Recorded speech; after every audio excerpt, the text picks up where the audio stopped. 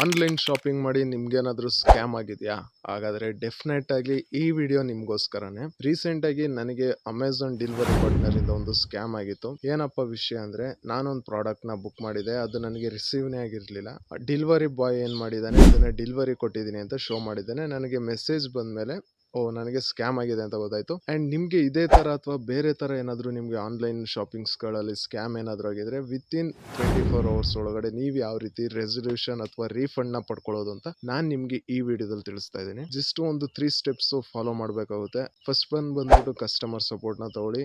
And second one ಬಂದ್ಬಿಟ್ಟು ಅವ್ರ official mail ಐಡಿಗೆ ನೀವು ಒಂದು ಮೇಲ್ ಮಾಡಬೇಕಾಗುತ್ತೆ. ನಿಮ್ದು ಏನ್ ಪ್ರಾಬ್ಲಮ್ಸ್ ಆಗಿದೆ, ನಿಮ್ಗೆ ಏನ್ ರಿಲೇಟೆಡ್ ಇಶ್ಯೂ ಇದೆ ಅದನ್ನ ಮೇಲ್ ಮಾಡಬೇಕಾಗುತ್ತೆ. ಅಂಡ್ ಫೈನಲ್ ಆಗಿ NCH national consumer help line ನಂಬರ್ಗೆ ಒಂದು ಕಂಪ್ಲೇಂಟ್ ನ ರಿಜಿಸ್ಟರ್ ಮಾಡಬೇಕಾಗುತ್ತೆ.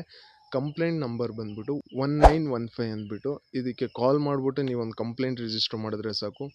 ವಿತ್ ಇನ್ 24 ಅವರ್ಸ್ ಒಳಗಡೆ ನಿಮಗೆ ರೆಸಲ್ಯೂಷನ್ ಪ್ರೊವೈಡ್ ಆಗುತ್ತೆ. ನಾನು ಕಂಪ್ಲೇಂಟ್ ಮಾಡಿ ವಿತ್ ಇನ್ 24 ಅವರ್ಸ್ ಒಳಗಡೆ ನನಗೆ ರೀಫಂಡ್ ಪ್ರೊವೈಡ್ ಆಗಿದೆ. ಸೊ ಗೈಸ್, ಆದಷ್ಟು ನಿಮ್ಮ ಫ್ರೆಂಡ್ಸ್ಗಳಿಗೆ ಶೇರ್ ಮಾಡಿ.